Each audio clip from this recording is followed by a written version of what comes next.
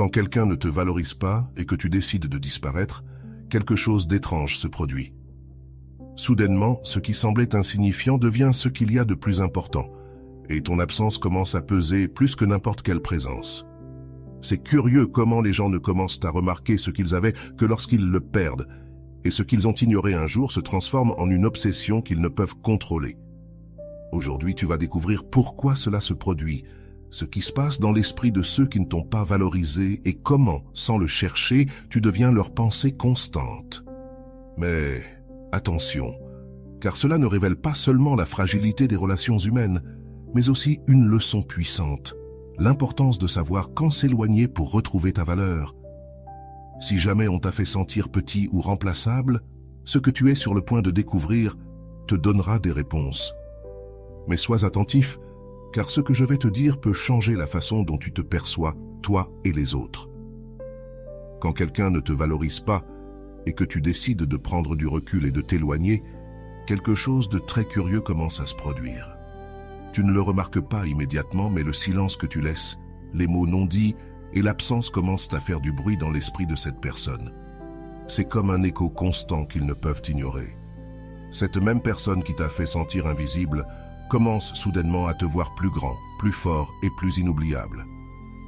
Au début, ils croient que rien ne changera, que tu reviendras, pensant qu'ils sont habitués à ce que ce soit toi qui insistes, toi qui envoies des messages, toi qui cherches à sauver une relation qu'ils ont laissée à la dérive.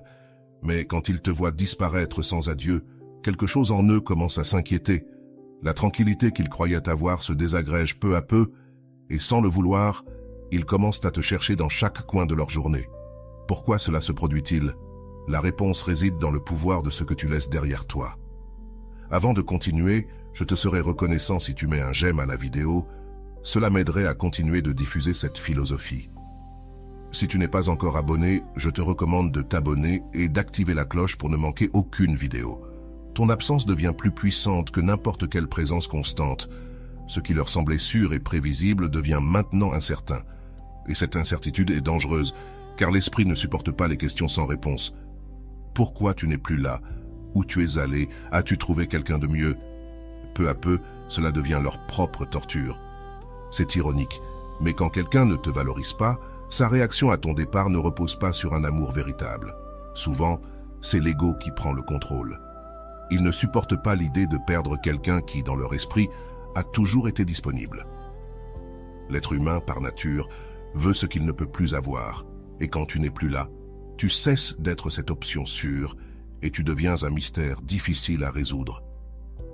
Rolando le dit clairement, quand tu disparais de la vie de quelqu'un, tu commences à exister dans son esprit. C'est une loi naturelle.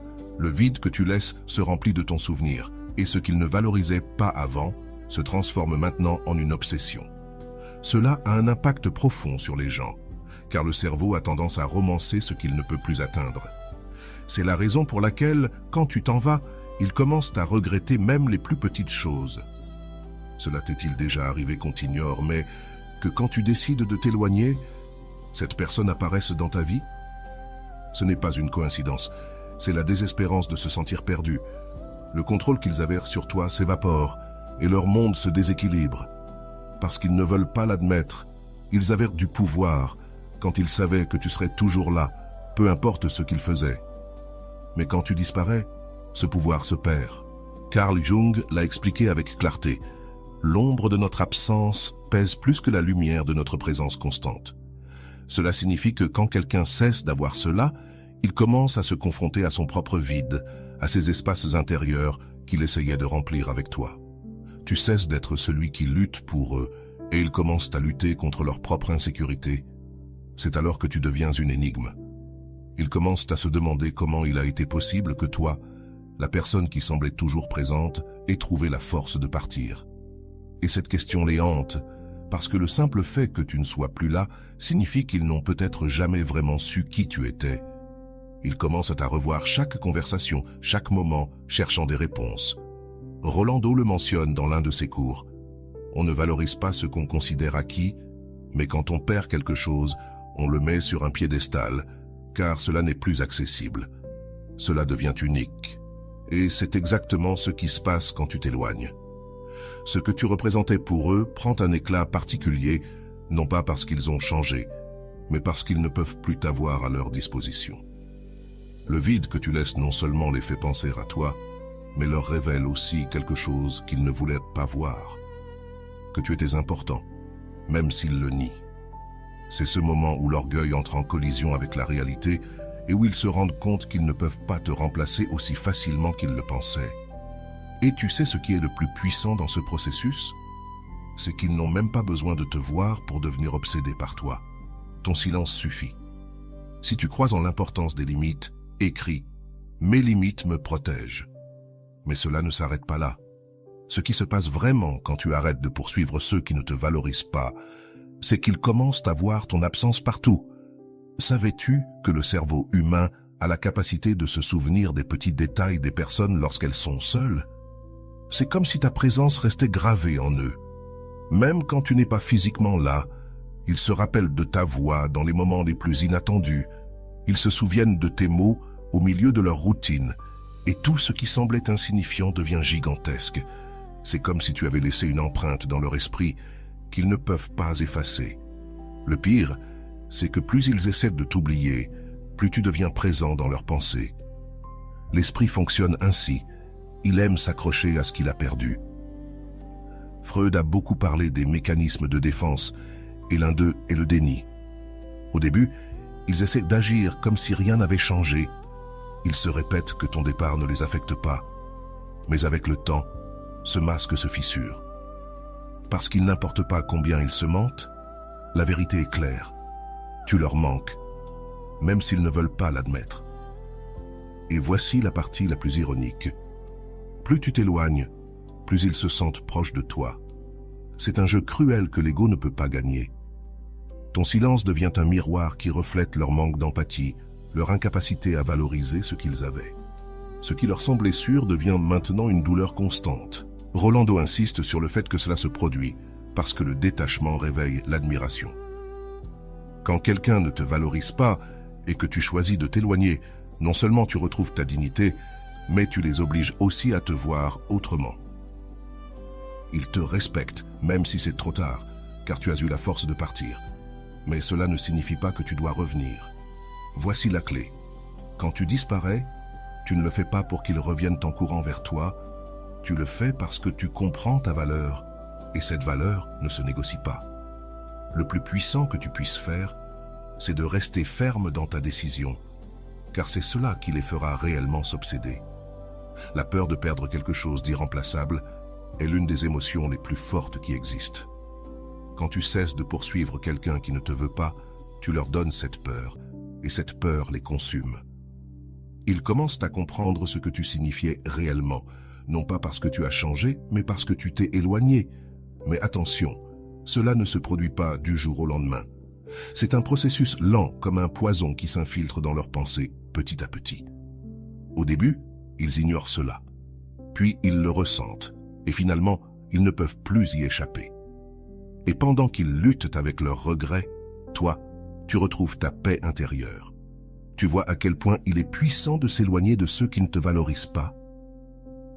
Mais ce n'est pas encore fini.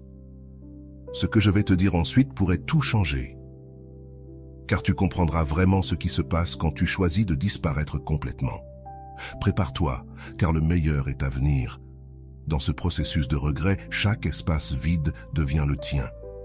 Les chansons qui ne les avaient jamais intéressés leur rappellent maintenant toi. Les rues qu'ils traversent semblent avoir ton nom gravé à chaque coin, et le pire, c'est qu'ils commencent à associer leur bonheur à toi. Ce n'est pas parce que tu as changé leur monde, mais parce que ton absence a laissé un silence qui crie.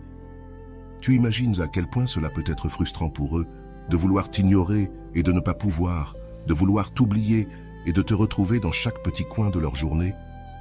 C'est un sentiment qu'ils n'ont pas demandé, mais qui maintenant les consume. Et voici le véritable pouvoir de ta décision. Tu n'as rien fait. Tu t'es simplement éloigné. C'est là que réside ta force, dans l'acte silencieux de partir. Freud a mentionné que l'esprit humain a tendance à s'accrocher à ce qu'il ne possède plus, et c'est un exemple parfait.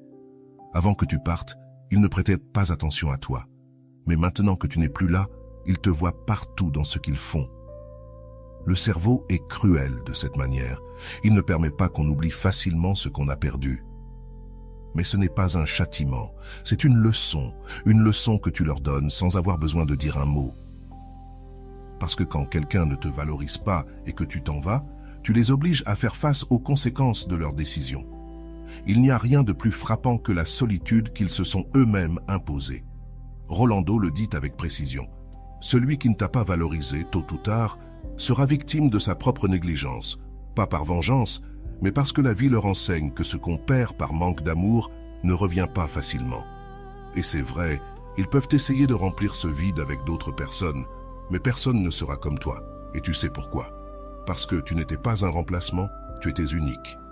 Ce que tu offres, ce que tu donnes, ce que tu représentes, ne peut pas être dupliqué. Quand tu disparais, ils se rendent compte que ce n'était pas quelque chose de commun. Ce qu'ils avaient avec toi était spécial, quelque chose qu'ils ont laissé partir parce qu'ils ne savaient pas comment l'apprécier. Voici quelque chose d'intéressant. L'obsession ne naît pas toujours de l'amour, mais de la perte. L'être humain déteste perdre, même si ce qu'il perdait ne l'intéressait pas au début. La simple idée que tu ne sois plus là les tourmente, car cela signifie qu'ils n'ont plus de pouvoir sur toi, et cela, pour eux, est inacceptable. Carl Jung le décrit comme une lutte entre l'ego et l'ombre. L'ego ne supporte pas de perdre, tandis que l'ombre représente tout ce que nous ignorons de nous-mêmes. Quand tu t'en vas, tu les obliges à confronter cette ombre. Ils prennent conscience de leurs échecs, de leur manque d'amour et surtout de ce qu'ils ont laissé partir. C'est alors que les nuits deviennent plus longues. Ils commencent à se souvenir des fois où ils ne t'ont pas répondu, des moments où ils t'ont ignoré, et de chaque petit détail dans lequel ils t'ont fait te sentir moins. Ils deviennent prisonniers de leur propre mémoire, parce que ce qu'ils déprécièrent avant, maintenant cela leur semble être un trésor perdu. Et le mieux dans tout ça, c'est que tu n'es plus là pour le voir. C'est là le véritable triomphe, qu'ils affrontent leurs regrets pendant que toi, tu avances. Parce que l'objectif n'a jamais été qu'ils reviennent. L'objectif est qu'ils comprennent ta valeur, même si c'est trop tard. Et crois-moi, ils comprennent. Oh oui, ils comprennent. Tu te sens motivé. Écris en commentaire « Je parie sur moi ». Rolando mentionne dans ses cours que le silence est la meilleure réponse que tu puisses donner à celui qui ne t'a pas valorisé. Pas pour les punir, mais pour te sauver toi-même. Parce que quand tu choisis de partir, tu ne le fais pas pour qu'il souffre, tu le fais pour guérir. Et dans ce processus, tu récupères ta dignité et ton amour-propre. Mais il y a encore quelque chose de plus intéressant. Tandis qu'ils se consument dans leurs regrets, toi, tu grandis, car l'espace qu'ils ont laissé vide, tu le remplis avec de l'amour-propre, de la paix et de nouvelles opportunités. Tu ne restes pas bloqué à attendre leur reconnaissance. Tu avances avec la certitude que tu mérites plus. Et voici la paradoxale vérité.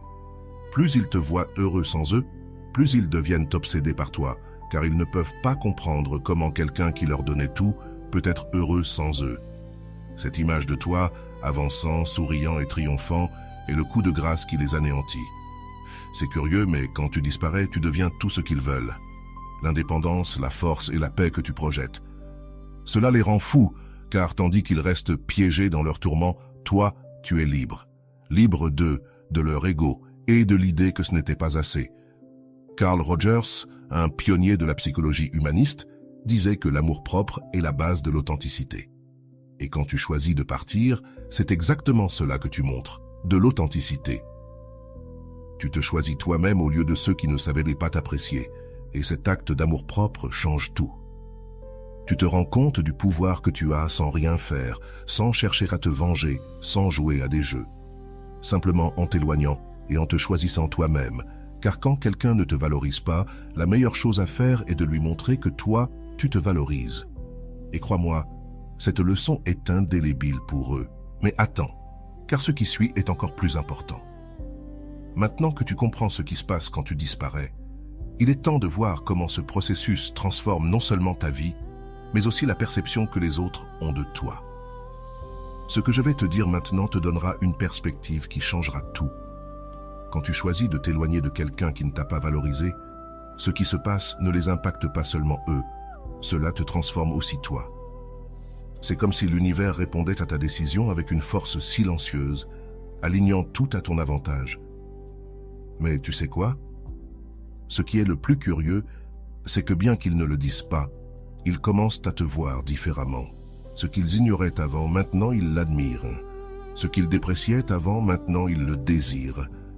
Cela ne se produit pas parce que tu as changé du jour au lendemain, mais parce que ton absence leur a montré ce qu'ils avaient réellement devant eux. C'est comme quand quelqu'un perd un objet précieux et comprend soudainement sa véritable valeur. Freud l'expliquait de manière simple. Le désir naît du manque. En d'autres termes, tu commences à être désiré précisément parce que tu n'es plus là. Alors, t'es-tu demandé pourquoi cela se produit? Parce que l'être humain, dans sa nature égoïste, veut toujours ce qu'il ne peut pas avoir. Et quand tu t'éloignes, tu deviens cela, quelque chose d'inaccessible. Mais au-delà de l'obsession que cela peut leur provoquer, ta plus grande victoire est intérieure. Parce qu'en choisissant de partir, tu te choisis toi-même, ce que très peu de personnes ont le courage de faire. Rolando le dit fermement, l'amour-propre n'est pas de l'égoïsme, c'est du respect, et celui qui ne te respecte pas ne mérite pas une seconde de ton temps. Cette phrase résume tout. Partir ne fait pas de toi une personne faible ni rancunière. Cela fait de toi une personne courageuse qui a compris sa propre valeur.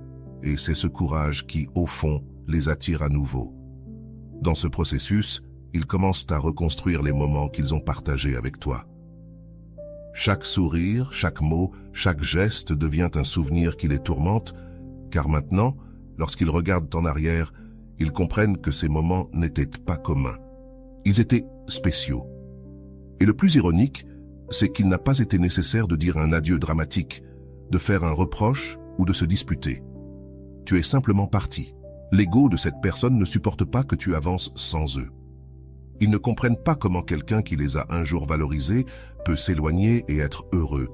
Et cela les consume, car d'une certaine manière, ils ont l'impression de perdre le contrôle. Le contrôle de savoir que tu étais là, que tu les voulais, que tu étais leur option sûre. Mais maintenant, tu es la variable imprévisible qu'ils ne peuvent pas maîtriser. Rolando mentionne aussi que quand quelqu'un ne te valorise pas, la meilleure chose à faire est de partir avec dignité. Le silence est ta plus grande réponse, et avec le temps, ton départ sera leur plus grand regret. C'est ici que réside ton pouvoir. Ton silence n'est pas vide, c'est une déclaration d'amour-propre et de respect envers toi-même. Cependant, ce n'est pas un chemin facile. Au début, tu pourrais douter de ta décision. Tu pourrais te demander si tu as fait ce qu'il fallait, si tu aurais dû insister davantage, si cette personne va changer. Mais voici la clé. Ta valeur ne dépend pas de la façon dont les autres te voient, mais de la façon dont tu te vois toi-même. Et quand tu commences à te choisir, tout change. Tu deviens magnétique, car les gens ressentent cette sécurité en toi. Tu n'es plus quelqu'un qui demande de l'amour, tu es quelqu'un qui en donne, mais seulement à ceux qui le méritent. Cette différence change tout. Parce que quand quelqu'un te rejette et que tu t'éloignes, tu ne perds pas. Tu gagnes en paix, en temps et en énergie, ce qui est un investissement en toi-même. Et tandis que tu continues à avancer, eux restent bloqués. Ils restent prisonniers de ce qui aurait pu être, mais ne l'a pas été. Parce que, même s'ils ne veulent pas l'admettre, ton départ leur fait mal. Et cette douleur ne vient pas du fait qu'ils t'aimaient, mais du fait qu'ils comprennent maintenant ce qu'ils ont perdu. Un paradoxe cruel que seuls eux peuvent résoudre. Carl Jung disait que la rencontre avec soi-même est la plus grande confrontation qu'une personne puisse avoir. Et c'est exactement ce qui se passe quand tu t'éloignes. Tu les obliges à confronter leur vide, leurs erreurs, leur manque d'amour. Pas parce que tu veux les punir, mais parce que c'est ainsi que fonctionne la vie. Ce que tu ne valorises pas, tu le perds. Parce que ta plus grande transformation se produit à ce moment précis, quand tu cesses de poursuivre ceux qui ne te veulent pas. Tu commences à guérir, tu commences à voir les choses clairement, et ce qui te faisait souffrir avant te rend plus fort. Tu te rends compte que tu n'as pas besoin de quémander de l'amour. Parce que l'amour véritable ne se quémande pas, il se donne librement. Et c'est alors que tu deviens quelqu'un qui inspire. Parce que non seulement tu t'es remis, mais tu as aussi grandi. Ce que cette personne a laissé derrière, maintenant ça brille encore plus fort. Tu deviens une version de toi-même qu'ils n'ont jamais imaginée. Et cela les tourmente encore plus, car ils comprennent que tu n'étais pas le problème, mais leur manque de vision. Rolando le décrit parfaitement. Celui qui te perd parce qu'il ne t'a pas valorisé te souviendra de toi toute sa vie, pas par amour, mais par la leçon que ton départ lui a laissée. Cette phrase est puissante, car elle résume tout ce qui se passe dans ce processus. Ce n'était pas toi qui as perdu, ce sont eux. Et tu sais quoi? Le meilleur dans tout ça, c'est que toi, tu n'as pas besoin de revenir. Tu n'as besoin de leur montrer rien, car ta vie ne tourne plus autour d'eux. Tu as créé un nouveau chemin, un dans lequel tu te choisis toi-même chaque jour. Et cela, cher lecteur, c'est ce qui compte réellement. Tandis qu'ils restent dans leur cycle de regret, toi, tu épanouis. Chaque pas que tu fais est un rappel de ta force, de ton courage, de ton amour propre. Car partir n'a pas été un acte de faiblesse, mais un acte de respect envers toi-même. Et cela, personne ne peut te l'enlever. Mais attention, car cela ne s'arrête pas là. Ce qui vient ensuite va te montrer comment ce processus ne change pas seulement ton présent, mais aussi ton futur. Si tu es prêt à découvrir ce qui se passe vraiment quand tu t'éloignes, suis-moi. Cela change tout. Quand tu décides de partir, quelque chose de curieux se produit. Ton énergie change. Avant, tu te sentais épuisé comme si tu portais le poids de cette relation. Maintenant, tu te sens plus léger, plus libre. C'est comme si tu déposais un sac à dos rempli de pierres que tu portais sans t'en rendre compte. Cette transformation se reflète sur ton visage, dans ton attitude, dans ta manière de marcher. Les gens le remarquent, même cette personne le remarque. Tu savais que l'esprit humain cherche toujours à compléter ce qui est incomplet. C'est un phénomène psychologique connu sous le nom d'effet Zeigarnik. Quand tu disparais de leur vie, tu deviens une histoire inachevée dans leur esprit, une histoire qu'ils veulent clore mais qu'ils ne peuvent plus. Cela les pousse à penser à toi encore et encore, à devenir obsédés par ce qu'ils n'ont pas pu retenir. C'est comme quand tu lis un livre et que soudain, la dernière page manque. Peu importe combien de fois tu essaies, ton esprit continuera de se demander ce qui aurait pu se passer. C'est l'expérience qu'ils vivent quand tu disparais. Parce que tu n'étais pas un chapitre quelconque dans leur histoire, tu étais le tournant inattendu qu'ils n'ont jamais su gérer. Cependant, ce qui se passe à l'intérieur de toi est bien plus important. Maintenant que tu ne dépenses plus ton énergie pour quelqu'un qui ne t'a pas valu, tu as plus de temps pour toi. Rolando l'exprime de manière décisive. L'amour propre est la limite qui définit comment les autres te traiteront. Si tu te valorises, ils te respecteront. Si tu ne le fais pas, ils ne le feront jamais. Tu te rends compte du pouvoir que tu as quand tu décides de t'éloigner. Ce n'est pas une défaite, c'est une déclaration de principe. C'est dire au monde et à toi-même que tu mérites plus. Mais voici la partie la plus ironique. Pendant que tu guéris et que tu avances, ils commencent à ressentir ton absence plus intensément. Ce qui au départ était un soulagement pour eux se transforme vite en un vide. Ce vide, tu ne peux pas le remplir. Et c'est ce qui leur fait le plus mal. Parce qu'ils peuvent essayer de te remplacer. Mais personne ne pourra prendre ta place. Tu sais pourquoi? Parce que ta valeur ne résidait pas dans ce que tu donnais, mais dans ce que tu étais. Ce n'était ni dans tes mots, ni dans tes actions, c'était dans ton essence. Et quand quelqu'un perd une personne authentique, il ressent ce vide de façon profonde. C'est comme essayer d'allumer une lampe qui ne brillera plus jamais. En t'éloignant, tu leur donnes une leçon qu'ils n'oublieront jamais, une leçon qui ne s'enseigne pas avec des mots, mais avec des actions. Parce que l'amour ne se mendie pas, il se choisit. Et toi, tu as décidé de te choisir toi-même. Cette décision a plus d'impact que n'importe quelle dispute ou réclamation. C'est un message clair et fort qu'ils comprendront avec le temps. Pendant qu'ils essaient de comprendre ce qui s'est passé, toi, tu continues à grandir. Et cette croissance est ce qui te rend inatteignable. Tu n'es plus la même personne qui était prête à rester. Maintenant, tu es quelqu'un qui sait ce qu'il mérite et qui n'accepte rien de moins. Et cette sécurité, paradoxalement, est ce qui les attire encore plus. Carl Rogers, l'un des grands psychologues humanistes, l'a dit de manière simple. Lorsque tu acceptes qui tu es et que tu valorises ce que tu es, tu n'as plus besoin de l'approbation des autres. C'est la clé, parce que quand tu cesses de chercher l'amour à l'endroit erroné, tu trouves la liberté d'être toi-même, et cette liberté n'a pas de prix. En observant ta transformation, ils commencent à se poser des questions.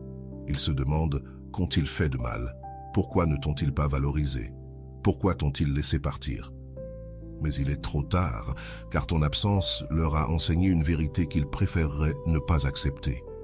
Le problème n'était pas toi, c'était eux. Et cette prise de conscience est ce qui les tourmente. Rolando l'explique ainsi. Le regret est l'ombre qui poursuit celui qui n'a pas su valoriser à temps. Cette ombre le suit partout, lui rappelant ce qu'il a perdu. Pendant ce temps, toi, tu brilles de plus en plus fort, car tu ne t'es pas laissé piéger par leur indécision. Tu as décidé d'avancer, et c'est la leçon la plus puissante que tu puisses donner à quelqu'un qui ne t'a pas valorisé. Tu leur apprends que les personnes authentiques ne mendient pas l'amour, elles l'inspirent. Que les personnes fortes ne restent pas là où elles ne sont pas respectées, elles s'en vont. Et en partant, tu leur montres que ton amour-propre est plus grand que n'importe quelle relation. Maintenant, il se peut qu'en chemin, tu sois tenté de regarder en arrière. C'est naturel. Nous sommes humains et parfois nous nous accrochons aux souvenirs. Mais voici la clé. Le passé n'a de pouvoir que si tu lui en donnes. Et en choisissant ton présent, en te concentrant sur ta croissance, le passé perd sa force. Il devient une leçon, pas une prison. Et pendant que tu continues d'avancer, la vie te surprend. Tu rencontres des gens qui valorisent ce que tu es, qui reconnaissent ton essence. Parce que lorsque tu te respectes, tu attires le respect. Lorsque tu te valorises, tu attires l'amour véritable. C'est une loi universelle qui se vérifie toujours. C'est pourquoi, si tu traverses une telle situation, je veux que tu te souviennes de ceci. Ta valeur ne diminue pas parce que quelqu'un ne la voit pas. Ta valeur ne dépend pas de l'opinion des autres. Tu es suffisant, tu es précieux et tu mérites d'être aimé sans condition. Celui qui ne le comprend pas ne mérite pas ton temps. Rolando le dit avec force. Ta dignité n'est pas négociable. Quand quelqu'un ne te valorise pas, offre-lui ton absence et avance. Ces mots doivent te guider chaque jour, car tu mérites bien plus que quelqu'un qui n'a pas su voir ce qu'il avait devant lui. Alors, avance.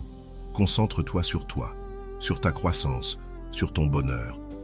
Et tu verras comment la vie te récompensera peu à peu. Parce qu'en fin de compte, ceux qui ne t'ont pas valorisé vont devenir obsédés. Non pas parce que tu veux qu'ils le fassent, mais parce qu'ils ont compris ce qu'ils ont perdu. Quand tu décides de t'éloigner de quelqu'un qui ne t'a pas valorisé, tu commences à comprendre quelque chose de fondamental. L'amour ne doit pas faire mal. Si quelqu'un ne peut pas reconnaître ta présence et ce que tu apportes, il ne mérite pas que tu continues à lui donner ton énergie. Cette révélation peut être difficile au début, car les adieux apportent toujours de la douleur. Mais avec le temps, cette douleur devient de la sagesse. C'est alors que tu réalises que ton absence enseigne plus que ta présence. De plus, ce qui est intéressant, c'est que pendant que tu reconstruis ta vie, ils commencent à ressentir quelque chose d'étrange. L'incertitude. Ils se demandent pourquoi tu n'es pas là, pourquoi tu ne persistes plus, pourquoi tu as cessé de te montrer. Et cette incertitude grandit comme une graine dans leur esprit. Ils se rendent compte que ce n'était pas toi qui avais perdu quelque chose, mais eux, parce que ton départ n'a pas été un acte de faiblesse, c'était une démonstration de ta force. Rolando le mentionne avec précision. Quand tu arrêtes de te battre pour quelqu'un qui ne te veut pas, tu ne perds pas. Tu te libères des chaînes de la dépendance et tu t'ouvres à la possibilité de quelque chose de meilleur. Cette liberté que tu acquiers est quelque chose qu'ils perçoivent aussi, même s'ils ne l'admettent jamais, parce que la personne qui part et continue son chemin laisse une marque indélébile sur ceux qui n'ont pas su l'apprécier. Pendant que tu avances, eux restent coincés dans ce qui aurait pu être, car quand quelqu'un te prend pour acquis et que tu disparais soudainement, tu brises toutes leurs attentes. Ils ne peuvent pas comprendre comment quelqu'un qui semblait toujours être là est désormais inaccessible. Voilà le pouvoir de ton silence, de ta décision de partir sans regarder en arrière. Tu leur apprends qu'ils ne peuvent pas jouer avec quelqu'un qui sait ce qu'il mérite. Sur le plan émotionnel, le vide que tu laisses ne se remplit pas facilement. Ils essaieront de chercher ton essence ailleurs, mais ils se heurtent à la dure réalité. Il n'y a pas d'eux comme toi.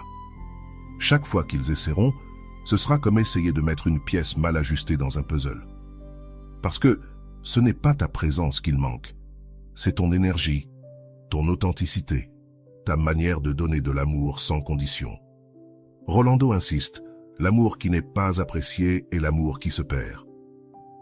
Celui qui ne t'a pas valorisé tôt ou tard ressentira ton absence comme une plaie qui ne se ferme pas. Et c'est exactement ce qui se passe quand tu décides de lâcher prise.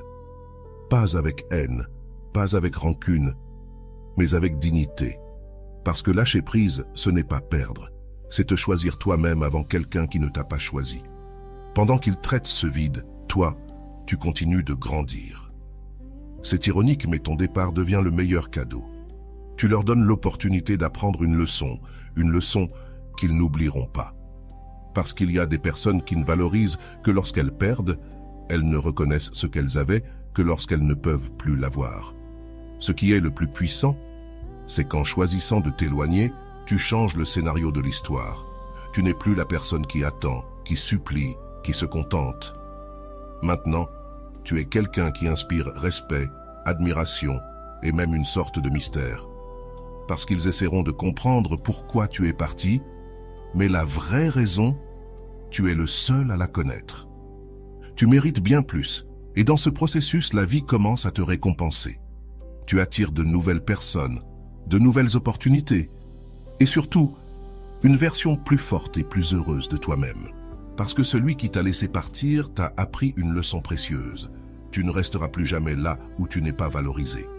Cette promesse te relève, te transforme et te mène vers quelque chose de plus grand. Mais ne te trompe pas. Il ne s'agit pas d'attendre qu'il regrette ou qu'il revienne. Il s'agit de savoir que ta valeur ne dépend de personne d'autre.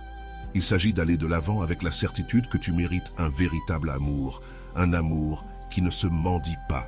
Et quand tu le trouveras, tu te rendras compte que ta décision de partir était l'acte le plus courageux et libérateur que tu puisses avoir fait. Valéria regarda une dernière fois son téléphone. C'était devenu une habitude, bien qu'elle-même ne comprenne pas pourquoi elle le faisait.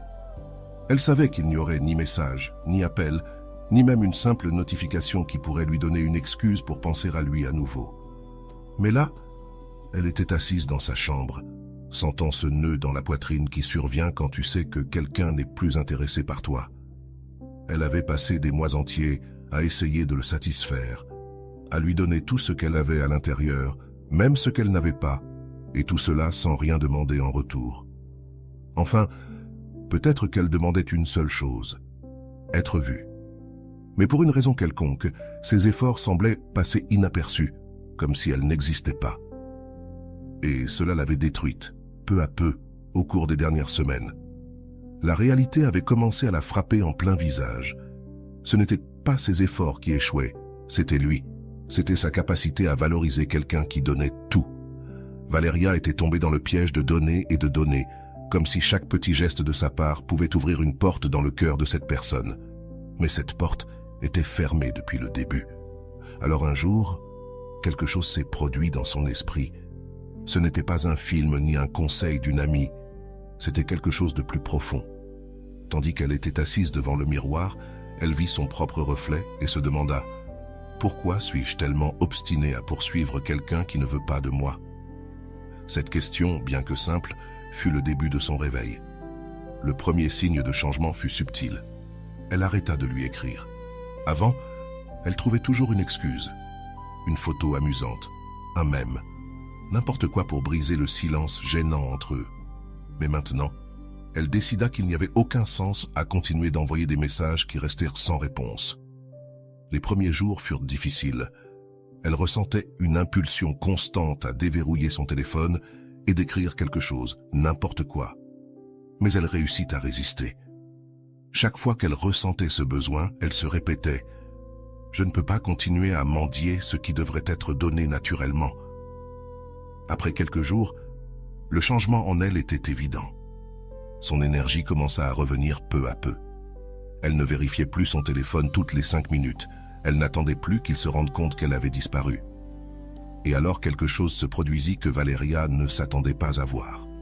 Il écrivit. Ce n'était ni un message d'amour, ni une demande d'excuses. Seulement une phrase simple. « Tout va bien, je ne t'ai pas vu ici ces derniers temps. » Mais ce message changea tout. Parce que Valéria ressentit quelque chose qu'elle n'avait pas ressenti depuis longtemps, du pouvoir.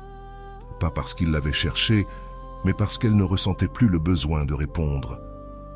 Elle décida de l'ignorer pour la première fois en mois. C'était lui qui demandait, et c'était elle qui ne répondait pas. C'était une sensation étrange et nouvelle, comme si tout l'équilibre du pouvoir avait été renversé d'un coup. Et même si cela lui coûta au début, elle savait que l'ignorer était la meilleure décision. L'esprit de Valeria n'était plus concentré sur lui, mais sur elle-même. Elle commença à se souvenir des choses qu'elle aimait avant qu'il n'entre dans sa vie.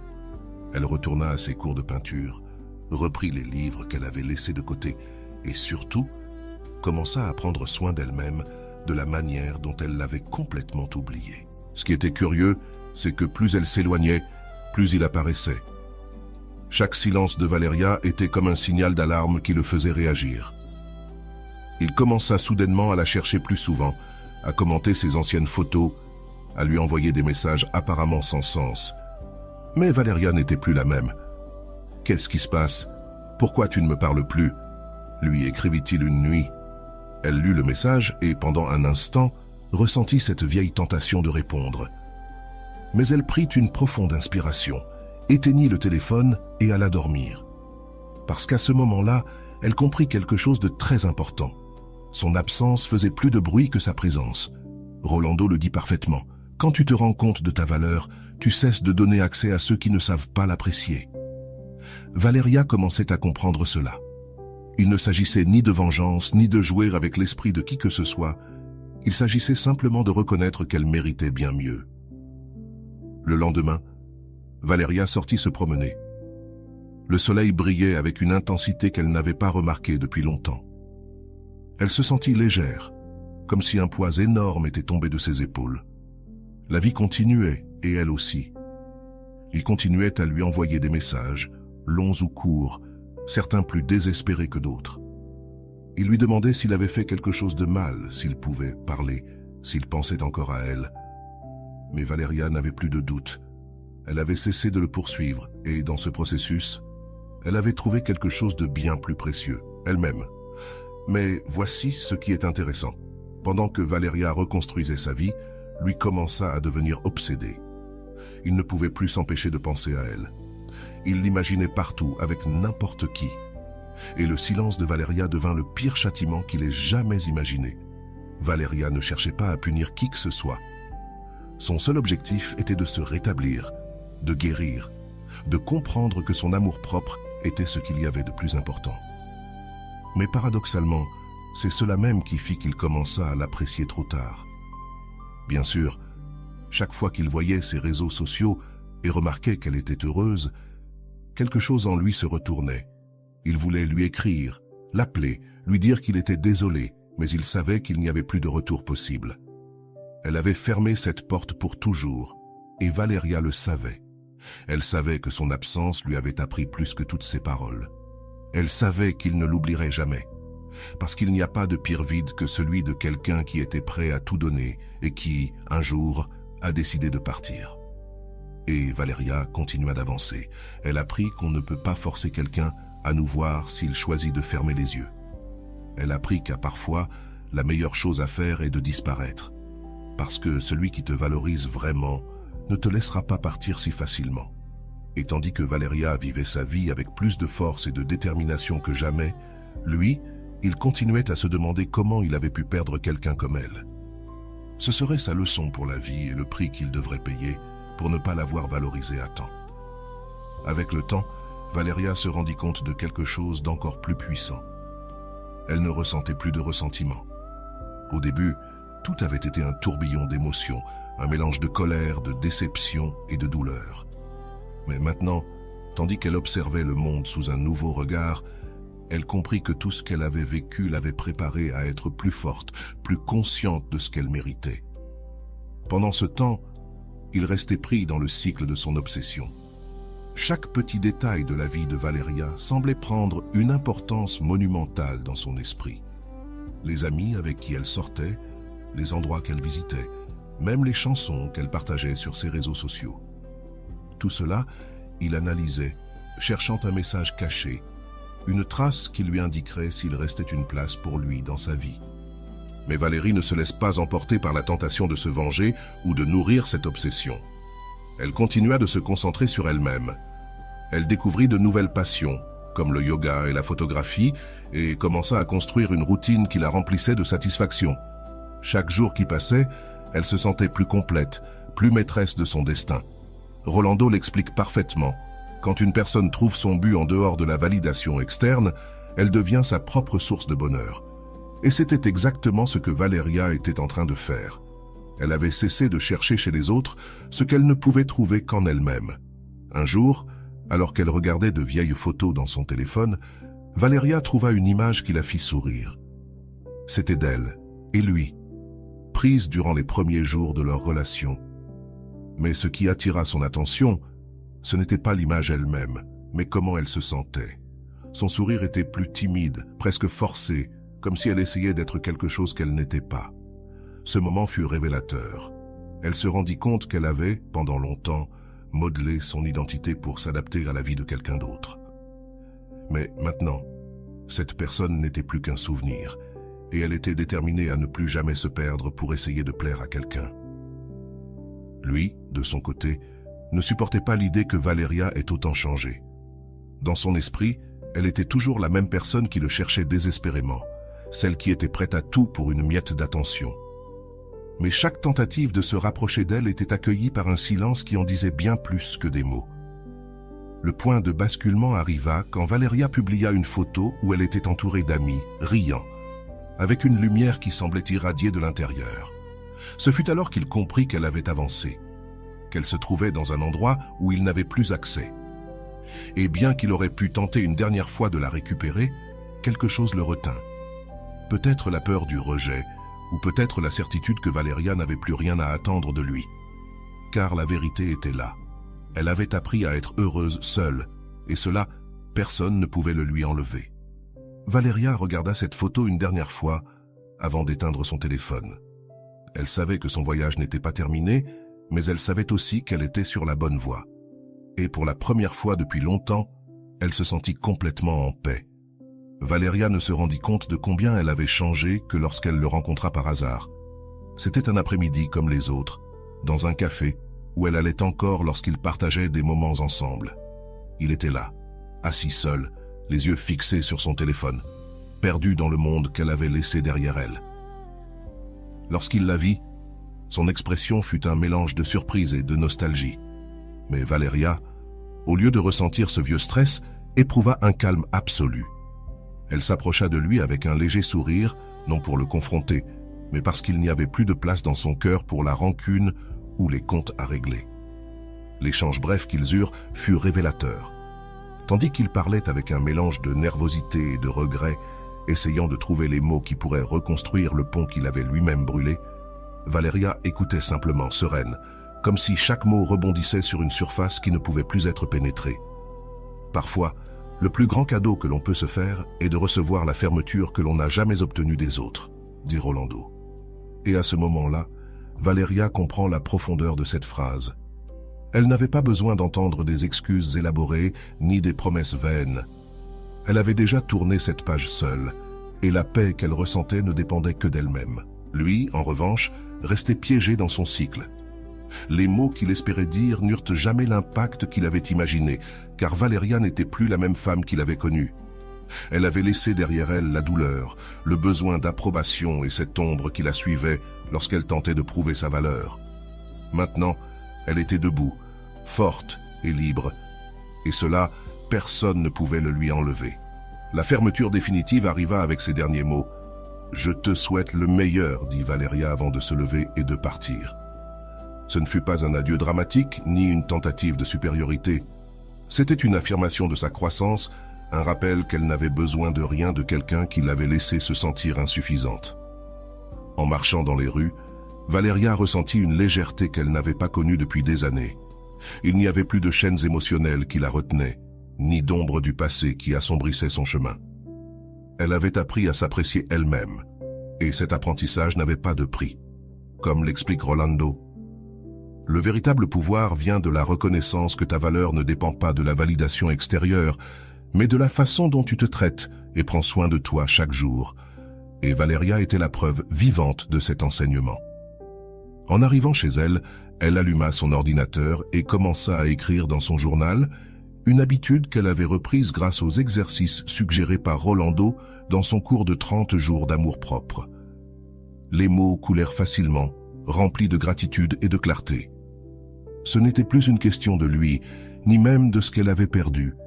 Il s'agissait de ce qu'elle avait gagné, une relation solide et aimante avec elle-même. Maintenant, la question est pour toi. Que vas-tu faire avec les leçons de Valeria? Es-tu prêt à lâcher ce qui te retient et à marcher vers ta meilleure version? Réfléchis à cela et partage tes pensées dans les commentaires. L'histoire de Valeria n'est pas simplement un récit émouvant, mais un miroir dans lequel beaucoup peuvent se voir reflétés. D'un point de vue psychologique, son expérience nous montre comment les blessures émotionnelles peuvent devenir des points de départ vers une croissance profonde et transformatrice. Carl Jung affirmait que ce que tu nies te soumet et ce que tu acceptes te transforme. Valeria a accepté sa douleur, l'a embrassée comme un maître, et au lieu de chercher de la validation auprès de ceux qui ne pouvaient pas lui en offrir, elle a choisi de se valider elle-même. Rolando souligne que l'attachement à des relations où nous ne sommes pas valorisés reflète une déconnexion intérieure. Lorsque tu poursuis ceux qui ne te veulent pas vraiment, tu fuis toi-même, dit-il dans son cours de 30 jours d'amour-propre. Ce concept nous invite à réfléchir. Combien de fois avons-nous couru derrière quelque chose ou quelqu'un croyant que leur acceptation définissait notre valeur? Et combien de fois nous sommes-nous retrouvés vides, même après avoir obtenu ce que nous cherchions? La narration de Valeria nous permet d'observer comment de petites décisions, comme écrire dans son journal ou établir des limites saines, deviennent les outils les plus puissants pour construire une vie épanouie. D'un point de vue d'Eric Fromm, l'amour n'est pas un acte égoïste, mais un acte de respect envers soi-même. En apprenant à prendre soin de son monde intérieur, Valeria a cessé de chercher dehors ce qu'elle ne pouvait construire qu'à l'intérieur. Maintenant, je veux que nous réfléchissions ensemble. T'es-tu déjà demandé pourquoi parfois il est si difficile de lâcher prise? Quelles peurs te retiennent à ce qui ne te valorise pas?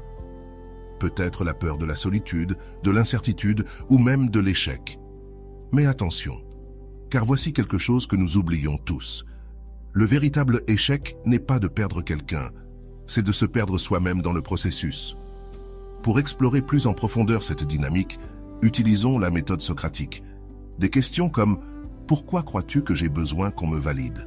Qu'est-ce que je cherche à l'extérieur de moi que je ne trouve pas à l'intérieur ? Comment serait ma vie si je cessais de chercher cette validation ?» Ces questions ne cherchent pas des réponses rapides, mais ouvrent un espace de réflexion qui te permet de te connecter avec ta vérité la plus profonde. Enfin, je veux te laisser avec cette phrase de Rolando qui résume tout ce que nous avons exploré aujourd'hui. S'aimer n'est pas une option, c'est la base à partir de laquelle tout le reste fleurit. Réfléchis à cela et souviens-toi, peu importe combien de fois tu t'es perdu, il est toujours possible de te retrouver.